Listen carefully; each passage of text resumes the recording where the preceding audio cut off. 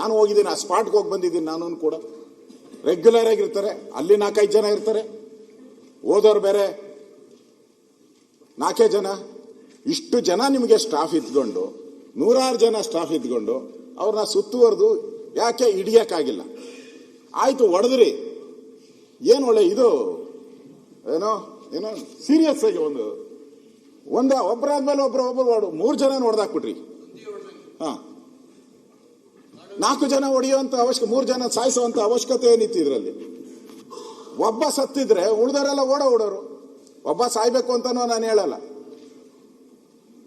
3 ಜನ ಓಡೋರು. 3 ಜನರ ಮೇಲೂ ನೀವು ಗುಂಡಾರಿಸಿದಿರಲ್ಲ, ಯಾಕೆ 3 ಜನದ ಗುಂಡಾರಿಸ್ತೀರಿ ನೀವು? ಇದು ನಾಳೆ ಇದು ಘಟನೆ ನಾನು ಯಾಕೆ ಪ್ರಸ್ತಾವ ಮಾಡ್ತಾ ಇದ್ದೀನಿ ಅಂದ್ರೆ, ನಾಳೆ ನಮ್ಮದಲ್ಲಿ ಇದೊಂದೇ ಕಬಿನಿ ಒಂದೇ ಕಾಡಲ್ಲ, ಕರ್ನಾಟಕದಲ್ಲಿ ಬೇಕಾದಷ್ಟು ಕಾಡುಗಳಿದೆ. ಹಳ್ಳಿ ಜನ ಕಾಡುಗಳಲ್ಲಿ ಒಂದು ಅರ್ಧ ಕಿಲೋಮೀಟರ್ 1 ಕಿಲೋಮೀಟರ್ ರೇಂಜ್ಗೆ ಹೋಗ್ತಾರೆ, ಸೌದೆ ತರಕೋ ಏನ್ಗೋ ಹೋಗೇ ಹೋಗ್ತಾರೆ. ನೀವು ಬೇಡ ಅಂದ್ರೆ ಹೋಗೇ ಹೋಗ್ತಾರೆ ಅವರು, ದನ ಕರು ಮೇಯಿಸೋದಕ್ಕೆ ಎಲ್ಲ ಹೋಗೇ ಹೋಗ್ತಾರೆ ಅವರು. ಇದೊಂದು ಇನ್ಸಿಡೆಂಟ್ ನೀವು ಕರೆಕ್ಟಾಗಿ ಏನಾನ ನೀವು ಕ್ರಮ ಆಗಿಲ್ಲ ಅಂದ್ರೆ ನಾಳೆ ಕಾಡೊಳಕ್ಕೆ ಯಾವನು ಹೋಗಂಗೆ ಇಲ್ಲ. ಹಂಗಾರೆ ಬದುಕೆ ಅಲ್ಲಿ ಕಟ್ಕೊಂಡಿರ್ತಾರೆ. ನೀವು ಬಹಳಷ್ಟು ಜನ ಕಾಡಿನಲ್ಲಿ ವಾಸ ಮಾಡೋರು ಬದುಕನ್ನೇ ಅಲ್ಲಿ ಕಟ್ಕೊಂಡಿರ್ತಾರೆ. ನಾನು ಹೋಗಿದ್ದೀನಿ, ಅಲ್ಲಿ ಗ್ರಾಮ ವಾಸ್ತವ್ಯ ಮಾಡಿ ಬಂದಿದ್ದೀನಿ. ಅದೇ ಕಾಡಲ್ಲಿ ನಾನು ಕೂಡ ಗ್ರಾಮ ವಾಸ್ತವ್ಯ ಮಾಡಿದ್ದೀನಿ. ನಾನು ಅಲ್ಲಿಗೆ ಅದರಿಂದ ನನಗನ್ಸೋವಂಥದ್ದು ಈ ಹತ್ತಿರದಿಂದ ಯಾಕೆ ಗುಂಡುಗಳು ಬಂತು ಅನ್ನೋದು ಕೂಡ ನಮ್ಮ ಪ್ರಶ್ನೆ. ಮುಖ್ಯವಾಗಿ ಇಷ್ಟಕ್ಕೆ ನಾನು ಆಗಿದ್ರೆ ಇದ್ರ ಬಗ್ಗೆ ಖಂಡನ ನಿರ್ಣಯ ಮಾಡಿದ್ದಾರೆ ತಮಿಳುನಾಡಲ್ಲಿ. DMK ಅವರು ಖಂಡನ ನಿರ್ಣಯ ಮಾಡಿದ್ದಾರೆ. ತಮಿಳರನ್ನ ಕೊಂದಿದ್ದೀರಾ ಅಂತ ಅವರು ಡೈರೆಕ್ಟ್ ಆಗಿ ಹೇಳಿದ್ದಾರೆ. ತಮಿಳರನ್ನ ಕೊಂದಿದ್ದೀರಾ ಅನ್ನೋ ಮಾತನ್ನ ಹೇಳಿದ್ದಾರೆ. ಆಮೇಲೆ ಅಲ್ಲಿ ಮುಖ್ಯಮಂತ್ರಿ ವಿಜಯನ್ ಅವರು ತಮಿಳರ ಹತ್ಯೆ ಬರ್ತಾ ಇದೆ ನೋಡಿ, ತಮಿಳರ ಹತ್ಯೆ ರಾಜ್ಯ ಸರ್ಕಾರದಿಂದ ತಮಿಳರ ಹತ್ಯೆ. ಶನಿವಾರ ನಡೆಸಿದ ಎನ್ಕೌಂಟರ್ ಅಲ್ಲಿ 3 ತಮಿಳಿಗರು ಹತ್ಯೆ ಆಗಿರುವುದು ಖಂಡನೀಯ ಎಂದು ತಮಿಳುನಾಡು ಮುಖ್ಯಮಂತ್ರಿ ಜೋಸೆಫ್ ವಿಜಯನ್ ಭಾನುವಾರ ರಾತ್ರಿ ತಮ್ಮ ಎಕ್ಸ್ ಖಾತೆಯಲ್ಲಿ ಹಾಕಿದ್ದಾರೆ. ಈ ಘಟನೆ ಕುರಿತು ಕರ್ನಾಟಕ ಅರಣ್ಯ ಇಲಾಖೆ ನೀಡಿರುವ ವಿವರಣೆ ಸ್ವೀಕಾರಾರ್ಹ ಅಲ್ಲ ಅಂತ ಹೇಳಿದ್ದಾರೆ. ಮುಖ್ಯಮಂತ್ರಿ, ಒಬ್ಬ ರಾಜ್ಯದ ಮುಖ್ಯಮಂತ್ರಿ, ನಿಮ್ಮ ಪಾರ್ಟ್ನರ್ ಅವರು, INDA ಪಾರ್ಟ್ನರ್, ಅವರೇ ಹೇಳಿದ್ದಾರೆ ನಿಮ್ಮ ಫಾರೆಸ್ಟ್ ಡಿಪಾರ್ಟ್ಮೆಂಟ್ ಏನು ಕೊಟ್ಟಿದೆ ರಾಮಲಿಂಗಾರೆಡ್ಡಿ ಅವರು ಓದಿದ್ರಲ್ಲ, ಅದು ಸ್ವೀಕಾರಾರ್ಹ ಅಲ್ಲ ಅಂತ ಹೇಳಿದ್ದಾರೆ ಅವರು. ನಾನು ಈಗ ಓದಿದೆ, ವಿಜಯ್ಗೆ ಏನು ಕನ್ಸಲ್ ಬಂದಿತ್ತ? ಕರೆಕ್ಟ್ ಆಗಿ ಹೇಳಿದ್ರಿ. ಹಂಗಾರೆ ಲಾಯಕ್ಕಿಲ್ಲ ಅಂತಾನೆ ಅವ್ರ ಮುಖ್ಯಮಂತ್ರಿಗೆ. ನೀವ್ ಹೇಳಿದ್ರೆ ಅದನ್ನೇ ಹೇಳ್ಬಿಡ್ತೀನಿ. ರಾಮಲಿಂಗಾರೆಡ್ಡಿ ಹೇಳಿದ್ರು ವಿಜಯನ್ ಲಾಯಕ್ಕಿಲ್ಲ ಮುಖ್ಯಮಂತ್ರಿಗೆ ಅಂತಾನ. ಸಭಾಧ್ಯಕ್ಷರು ಅಶೋಕಣ್ಣ 20 ಜನ ನೀಟ್ ವಿದ್ಯಾರ್ಥಿಗಳು ಆತ್ಮಹತ್ಯೆ ಮಾಡಿಕೊಂಡು ತೋರಿಸಲಿಲ್ಲ. 20 ಜನ ನೀಟ್ ವಿದ್ಯಾರ್ಥಿಗಳು ಆತ್ಮಹತ್ಯೆ ಮಾಡಿಕೊಂಡು ಕಾಂಗ್ರೆಸ್ ಮುಖ್ಯಮಂತ್ರಿ ಹೇಳ್ತಾರೆ ವಿಜಯನ್ ನಾಲಾಯಕ್ ಅಂತ. ಕಾಂಗ್ರೆಸ್ ಮುಖ್ಯಮಂತ್ರಿ ಹೇಳ್ತಾರೆ ವಿಜಯನ್ ನಾಲಾಯಕ್ ಅಂತ.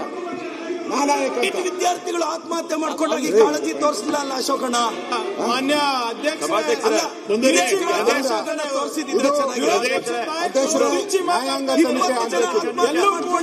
ಕಾಳಜಿ ತೋರಿಸಲಿಲ್ಲ ಅಶೋಕಣ್ಣ.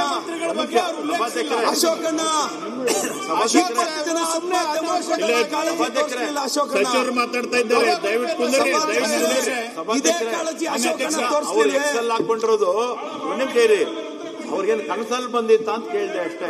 ನಾನು ನಾಲಾಯಕ್ ಬಗ್ಗೆ ನಾನು ಮಾತಾಡಿದೆ. ಸರಿ ಕನಸಲ್ಲಿ ಬಂದಿತ್ತ ಅಂತ ಕೇಳಿದೆ. ಮಾನ್ಯ ಅಧ್ಯಕ್ಷೆ ಇದು ಪ್ರಾಮಾಣಿಕವಾಗಿ ಅವ್ರಿಗೆ ನ್ಯಾಯ ಒದಗಿಸಬೇಕು ಅಂತ ಇದ್ದ, ರಾಜಕೀಯ ಮಾಡಬೇಕು ಅಂತ ಇದ್ದ. ನಿಮ್ ಭಾಷಣದ ಮುಖಾಂತರ ನೀವು ಕೊಲೆ ಮಾಡಬೇಕಂತ ನ್ಯಾಯ ಒದಗಿಸೋದು, ನ್ಯಾಯ ಒದಗಿಸಿ ಸರಿಯಾಗಿ ಪ್ರಶ್ನೆ ಕೇಳಿ. ಅವ್ರ ಕುಟುಂಬಕ್ಕೆ ನ್ಯಾಯ ಕೊಡಿಸಿ ಬದುಕಿಸಿ, ಆಯ್ತು ಅವ್ರಿಗೆ ಬದುಕಿಸಿ ನ್ಯಾಯ ಕೊಡಿಸಿದ್ರೆ ಅವರಿಗೆ ಆಯ್ತು. ಮಾನ್ಯ ಅಧ್ಯಕ್ಷೆ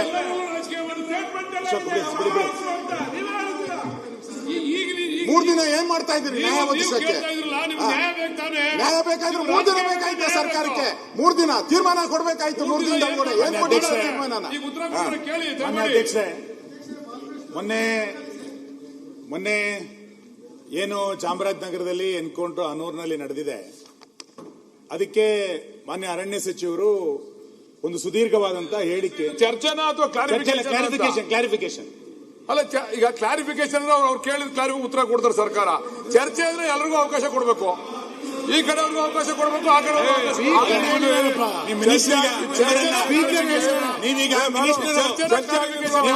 ನಿಮ್ಮ ಇಲಾಖೆಗೆ ಸಂಬಂಧಪಟ್ಟಿದ್ದು ಬೇರೆ ಬೇರೆ ಮಾತಾಡಿ ನಾನು ಬೇರೆ ಬೇರೆ ಹೇಳ್ತೀನಿ. ನಾನು ಆಮೇಲೆ ತೊಂದರೆ ಇಲ್ಲ, ಒಂದ್ ನಿಮಿಷ ತೊಂದರೆ ಇಲ್ಲ. ನೀವು ತಪ್ಪು ಮಾಡಿದ್ರೆ ಎಲ್ಲರೂ ಶಿಕ್ಷಾರ್ಹರು. ನೀವು ಸಚಿವರು ನೀವು ಅಷ್ಟೇ, ನೀವು ಮಾಡಿ ನಮ್ಮ ಇಲಾಖೆ ಮೇಲೆ ಮಾತಾಡಿ, ಎಲ್ಲ ಇಲಾಖೆ ಮಾತಾಡಿ. ತಪ್ಪು ಮಾಡಿದ್ರೆ ತಪ್ಪು ಎಲ್ರದುವೆ. ನೀವು ಸಚಿವರು ಏನಂದ್ರೆ ಚರ್ಚೆನ ಕ್ಲಾರಿಫಿಕೇಶನ್ ರಾಮಲಿಂಗಾರೆಡ್ಡಿ ಸಂಬಂಧಪಟ್ಟಿದ್ದು ಕೇಳ್ತಾ ಇದ್ದೀವಿ. ಪ್ರಶ್ನೋತ್ತರ ಪ್ರಶ್ನೋತ್ತರ ಆದ್ಮೇಲೆ ಪ್ರಶ್ನೋತ್ತರ. ಮಾನ್ಯ ಅಧ್ಯಕ್ಷರೇ, ಸಂಕ್ಷಿಪ್ತವಾಗಿ ಕೇಳಿ. ಎರಡು ನಿಮಿಷದಲ್ಲಿ ಮುಗಿಸ್ತೇನೆ. ಮಾನ್ಯ ಅಧ್ಯಕ್ಷರೇ, ರಾಮಲಿಂಗಾರೆಡ್ಡಿ ಅವರು ಮಾನ್ಯ ಅರಣ್ಯ ಸಚಿವರು ಸುದೀರ್ಘವಾದಂತಹ ಉತ್ತರವನ್ನ ತನ್ನ ಇಲಾಖೆಯನ್ನ ಸಮರ್ಥಿಸಿಕೊಂಡು ಇವತ್ತು ಹೇಳಿಕೆಗಳನ್ನ ಕೊಟ್ಟಿದ್ದಾರೆ. ನಾನು ಆ ಘಟನೆಯಲ್ಲಿರುವಂತಹ ಅಂಶಗಳನ್ನ ಮಾನ್ಯ ವಿರೋಧ ಪಕ್ಷದ ನಾಯಕರು ಉಲ್ಲೇಖ ಮಾಡಿದ್ದಾರೆ. ನಾನು ಅದ್ರ ಬಗ್ಗೆ ಹೋಗಲ್ಲ. ಇವ್ರದೇ ಸಚಿವರು, ಸ್ವತಃ ಅರಣ್ಯ ಇಲಾಖೆ ಸಚಿವರು ಸದನದಲ್ಲಿ ಬಂದು ಬೇಟೆಗಾರರು ಅನ್ನುವಂಥ, ರೈತರು ಅಂತ ಹೇಳಲಿಕ್ಕಿಂತ ಬದಲಾಗಿ ಬೇಟೆಗಾರರು ಅನ್ನುವಂಥ ಶಬ್ದವನ್ನು ಬಳಸಿದ್ದಾರೆ. ಆ ಭಾಗದ ರೈತರನ್ನ ಬೇಟೆಗಾರರು ಅನ್ನುವಂಥ ಶಬ್ದವನ್ನು ಬಳಸಿ ಅರಣ್ಯ ಇಲಾಖೆಯವರ ರಕ್ಷಣೆಗೋಸ್ಕರ ಗುಂಡು ಹಾರಿಸಿದೀವಿ ಎನ್ನುವಂಥ ಮಾತನ್ನ ಅವ್ರು ಹೇಳಿ ಅದನ್ನ ಸಮರ್ಥಿಸಿಕೊಂಡ್ರು.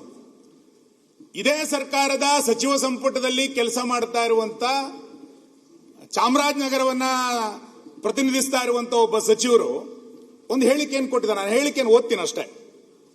ಅವ್ರು ಏನು ಹೇಳಿಕೆ ಕೊಟ್ಟಿದ್ದಾರೆ ಅಂತ ಕೇಳಿದ್ರೆ, ಬೇಟೆಯಾಡಿ ವಾಪಸ್ ಬರುವಾಗ ಗುಂಡು ಹೊಡೆದರು ಎಂದು ಅರಣ್ಯ ಇಲಾಖೆಯವರು ಹೇಳುತ್ತಿದ್ದಾರೆ.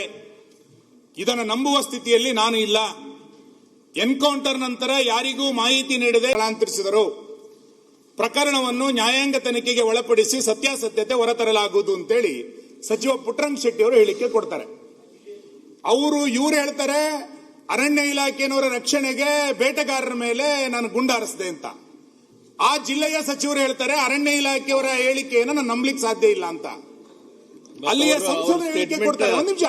ಅಲ್ಲಿಯ ಸಂಸದರು ಹೇಳಿಕೆ ಕೊಡ್ತಾರೆ, ಅರಣ್ಯ ಅಧಿಕಾರಿಗಳು ನೀಡಿದ ಮಾಹಿತಿಯನ್ನಷ್ಟೇ ನಂಬಲು ಸಾಧ್ಯವಿಲ್ಲ. ಚಿಕಿತ್ಸೆ ಪಡೆಯುತ್ತಿರುವ ಗಾಯಾಳುನಿಂದ ಇನ್ನೊಂದು ಆಯಾಮದ ಬಗ್ಗೆಯೂ ತಿಳಿಯುತ್ತೇನೆ. ಎನ್ಕೌಂಟರ್ ಆದ ಮೇಲೆ ಮೈಸೂರಿಗೆ ಏಕೆ ಶವಗಳನ್ನು ತಂದರು ಅಂತೇಳಿ ಅಲ್ಲಿಯ ಸಂಸದ ಸುನೀಲ್ ಬೋಸ್ ಅವರು ಹೇಳಿಕೆಯನ್ನು ಕೊಡ್ತಾರೆ. ಇವ್ರದೇ ಸಚಿವರ ಹೇಳಿಕೆಗಳು ಒಬ್ಬರೊಬ್ಬರಿಗೂ ಒಂದೊಂದು ಸಾಮ್ಯತೆ ಕಂಡು ಬರ್ತಾ ಇಲ್ಲ. ಅವರೊಂದು ಹೇಳಿಕೆ ಕೊಡ್ತಾರೆ, ಇವರೊಂದು ಹೇಳಿಕೆ ಕೊಡ್ತಾ ಇದ್ದಾರೆ. ಹಾಗಾಗಿ ಸಾರ್ವಜನಿಕವಾಗಿ ನಮಗೆ ಅನುಮಾನ ಇರೋದು, ನಿಮ್ಮ ರಾಜಕೀಯದ ಮೇಲಾಟಕ್ಕೋಸ್ಕರ ಇದನ್ನ ಬೇರೆ ಕಡೆಗೆ ಸೆಳಿಬೇಕು ಅಂತೇಳಿ ಸರ್ಕಾರ ರೈತರ ಮೇಲೆ ಗುಂಡನ್ನು ಹಾರಿಸ್ತಾ ಇದೆ, ಎನ್ಕೌಂಟರ್ ಮಾಡ್ತಾ ಇದ್ದೀರಿ. ನಿಮ್ಮ ಸಚಿವ ಸಂಪುಟದಲ್ಲೇ ಒಬ್ರು ಹೇಳಿಕೆಗೆ ತಾಳೆ ಇಲ್ಲ. ಇಲ್ಲಿ ಅಲ್ಲಿಯ ಜಿಲ್ಲಾ ಉಸ್ತುವಾರಿ ಸಚಿವರೊಂದು ಹೇಳ್ತಾರೆ, ಅರಣ್ಯ ಇಲಾಖೆಯ ಸಚಿವರು ಹೇಳ್ತಾರೆ. ಯಾವ್ದನ್ನು ನಂಬೇಕು ನಾವು? ಹಂಗಾರೆ MP ಅವರೊಂದೇನು ಹೇಳ್ತಾರೆ, ಯಾವ್ದನ್ನು ನಂಬೇಕು? ಈ ಹಿನ್ನೆಲೆಯಲ್ಲಿ ಮಾನ್ಯ ಅಧ್ಯಕ್ಷರೇ, ನಾನು ಬಹಳ ಬಲವಾಗಿ ಒತ್ತಾಯ ಮಾಡ್ತೇನೆ. ಇದರ ಹಿಂದೆ ಏನೋ ಒಂದು ದೊಡ್ಡವಾದಂತ ಒಂದು ಪಿತೂರಿ ಇದೆ.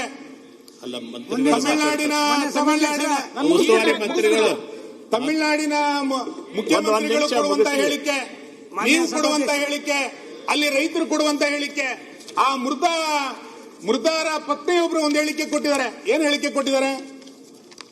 ಆ ಮೃತಪಟ್ಟಂತ ಹೇಳಿಕೆ, ಅವರ ಹೆಂಡತಿ ಹೇಳಿಕೆ ಕೊಟ್ಟಿರುವಂತದ್ದು, ನನ್ನ ಪತಿ ಜೋಳ ಕಾಯಲು ಜಮೀನಿಗೆ ಹೋಗಿ ಅಲ್ಲೇ ಮಲಗಿದ್ದರು, ಜಮೀನಲ್ಲಿದ್ದವರನ್ನು ಕರೆದೊಯ್ದು ಗುಂಡಿಟ್ಟು ಸಾಯಿಸಿದ್ದಾರೆ ಅಂತೇಳಿ ಮೃತಪಟ್ಟಂತ ಪತ್ನಿ ಹೇಳಿಕೆಯನ್ನು ಕೊಡ್ತಾರೆ. ಇಂಥ ಪರಿಸ್ಥಿತಿ ಕರ್ನಾಟಕಕ್ಕೆ ಯಾಕೆ ಬಂತು? ನಿಮ್ಮ ರಾಜಕೀಯ ಮೇಲಾಟಕ್ಕೋಸ್ಕರ ರೈತರ ಮೇಲೆ ಯಾಕೆ ಗುಂಡಾಗ್ತಾ ಇದ್ದೀರಿ ನೀವು? ಈ ಹಿನ್ನೆಲೆಯಲ್ಲಿ ದಯಮಾಡಿ ಇದನ್ನ ಸರ್ಕಾರ, ನಮ್ಮ ವಿರೋಧ ಪಕ್ಷದ ನಾಯಕರು ಇದು ಏನಾಗಬೇಕು ಅನ್ನುವಂತ ಒತ್ತಾಯವನ್ನು ಮಾಡ್ತಾರೆ. ಈ ಹಿನ್ನೆಲೆಯಲ್ಲಿ ನಿಮ್ಮ ಸಚಿವ ಸಂಪುಟದಲ್ಲಿರುವಂತಹ ಗೊಂದಲದ ಹೇಳಿಕೆಗಳ ಬಗ್ಗೆ ದಯಮಾಡಿ ಅರಣ್ಯ ಸಚಿವರು ಸ್ಪಷ್ಟೀಕರಣ ಮಾಡಿ, ರೈತರು ಇವತ್ತು ಏನಲ್ಲಿ ಪ್ರತಿಭಟನೆಯನ್ನು ಮಾಡ್ತಾ ಇದ್ದಾರೆ ಇದಕ್ಕೆ ಕ್ಲಾರಿಫಿಕೇಶನ್ ಕೊಡಿ. ಸುಮ್ಮನೆ ಅರಣ್ಯ ಇಲಾಖೆಯವರು ಏನು ಹೇಳಿದ್ದಾರೆ ಎನ್ನುವ ಕಾರಣಕ್ಕೋಸ್ಕರ ಅದನ್ನ ಸಮರ್ಥಿಸಿಕೊಂಡು ಇಲ್ಲಿ ಹೇಳಿಕೆಗಳನ್ನು ಕೊಡುವಂತದ್ದು ಬೇಡ ಮಾನ್ಯ ಅಧ್ಯಕ್ಷರೇ.